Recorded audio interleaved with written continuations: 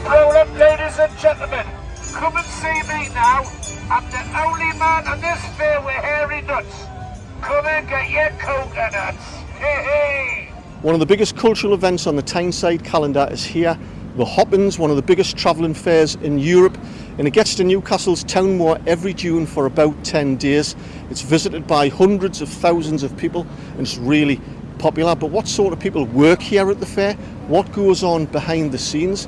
What are the people like within this community? What's the difference between a gypsy and a traveller and a showman and a gaff lad? All questions that I had before I come here, so you don't want to miss this video. Watch it right through to the very end. I'm speaking to some really fascinating people, including Gilbert Chadwick, 90 years old, and he's been working at the fair here for nearly 3/4 of a century.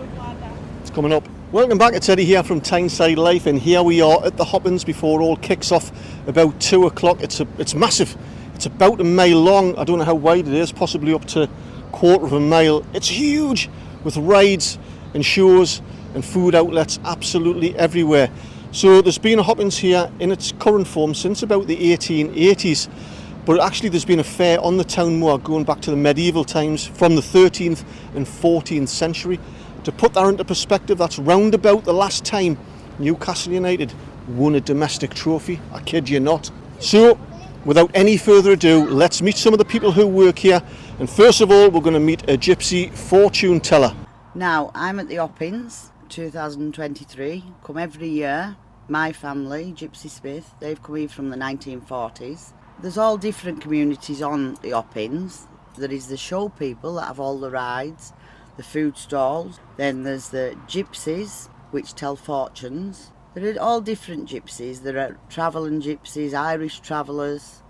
A lot of us are Romany gypsies that see into the future. It's passed down by generations. We travel about all year. We do all different bits of fairs. Some of us go back to, most of us have yards where we pull our caravans on and sites where we can plug into electric for the winter. And some of us just keep travelling. But most of the time we travel all the summertime, and then at the winter for couple of months we go back to somewhere where we can plug in for a bit of electric just for heating and gas bottles. And yeah, but this fair's been going for a lot of years, and my family was actually the first Romany gypsies to come on here and tell fortunes, the Allisons, and the second name was Smith. Well, I'm Joe, I'm a gaff lad. I work for Crows, travel the world. Basically, whatever they tell us to do, I do. And I'm Sally, I'm a gaff lass, and I do exactly the same as him, and we go all over the place with Crows.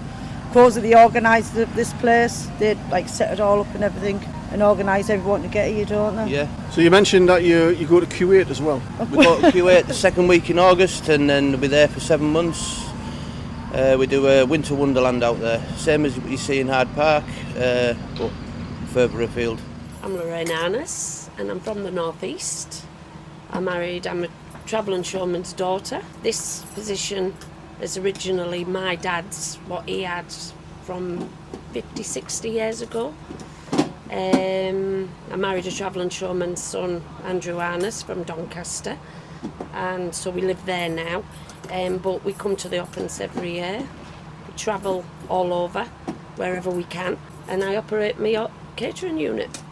Hello there, my name's Baron Arnis and I'm from South Yorkshire, and I'm a showman and I'm open at Newcastle Town Moor, as we all know as the Hoppins. I've got a couple of rides at the fair. We've got the Sea Storm on my right and a runaway train on the left. We've been coming to the Hoppins now all my life, my grandparents down to me dad, now down to us. The fairground, it's got its ups and downs, we get a living some days, but if the weather's bad, we don't see many people. Yeah, in our community, we call ourselves travellers in between us all, but to the outside world, we like to call ourselves show people. We just like to call ourselves show people, just to, I don't know, we just get tired with the same brush, and there's good and bad in all, but we just think show people, it comes across a little bit better. That's our outlook on it. Yeah, my name's Teddy and I'm 9 years old, and I work and I travel in Manchester, and I'm here with my nana and granddad.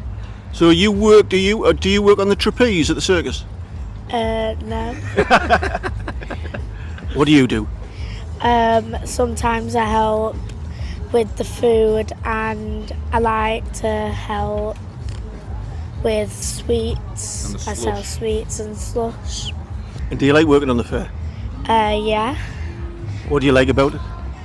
Well, I like that I can get on the rides for free. The gaff lad is a really hard working lad on the fair. It is long hours, but we do it. And it is really, really hard, but we get there in the end. It's got to be done on the fair. So does a gaff lad work for a showman? Yes, the gaff lad works for Showman. I work for Philip Cooper. I'm his gaff lad. So obviously we work for Showman. And it is a really hard work to do. How long have you been a gaff lad? I have been now on the gaff for 6.5 years. Do you like it? I love it. Best thing ever done. Got a job on here, travelling around, see different places, meet different people, have a good laugh with the lads as well on the night time. My name is Gilbert Chadwick Senior. I am 90 years of age. I enjoy the life. I've no intention of retiring. And I'm a travelling showman, and I've been, I was born in the business. And my father was born in the business, and his father was born in the business. So we go back many generations. We go back to steam and the traction engines and horses. My grandfather had horses, which pulled the caravan, which the stalls packed on the caravan and hung on the side, and that's the way it went. And eventually they got on to after the First World War. Then all the old lorries were sold, the army lorries, and they had lorries on solid tyres. It went very, very slowly. And then the Second War finished. Now we've got modern lorries because the Americans left a lot of stuff here. All left-hand drive, but very comfortable. You were telling me earlier about some of the big changes that you've experienced on the fair and some of the shows that you used to have decades ago, yes, that you don't have now. The Wall of Death and the Dancing Girls and the boxing show and the circus. There was a lot of different shows here. My father had the freak animal show with all the six-legged sheep. And they all so small, so tiny. He was smaller than a dog, but the dog was a Great Dane. The fat lady's gone. The thin man's gone. The little midget woman has gone. The flea circus. That was how can you have a flea circus? They had a flea circus, and it was well worth watching. The Mickey Mouse show. You could walk down the show row and be entertained without spending a penny. It was very, very good. But what we've got now is some famous machines. There's rides come from all over the country, from Italy and from Germany and from Sweden, and we've got them on here. The prices have gone up. The prices have gone up for everything. The diesel is a silly price. The diesel, what we run the generators on, is a silly price. We don't want to put the ticket up. We're now charging £3, and we don't want to charge £3. We charge £1.50 would be a lot better. At Old Fair, they said, "Can you do something with the prices?" I said, "Yes." "Can you do something with the rent?" They said, "No." For people watching from the outside, it's quite an unusual lifestyle to be a travelling show person working on the fair. How would you describe the community? Because there's different sorts of people working here at the fair. How would you describe it? Well, I would describe it as a very friendly life, and the people who's here. But my mother said to me years ago, the farther you go north, the warmer the people get. And that's including the showmen. The showmen get warmer to each other. The public is warmer to each other. The shops, and everywhere you go, it's it's lovely. Well, I've learned a lot since I've been researching this. You've got gypsies, travellers, showmen, gaff lads, workers. Correct. Can you explain the difference between all of those?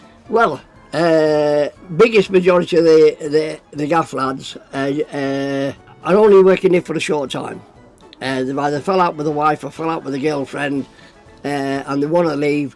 And it's very romantic travelling on the fair, especially at 10 o'clock at night when the fair closes and you're pulling down in the rain. It's ever so romantic. We get on with the gypsies. They're at the gate telling fortunes. Some tell fortunes. Some are dealing, buying anything and selling anything. And when they're not working on the fair, they're doing tarmacking, or they're on the farms spraying the barns and things like that. They're all workers. And what's the difference, would you say, is a difference between a gypsy and a traveller at the fair? Well, we entertain the public. They don't do that. That's our biggest aim in life, is to entertain the public.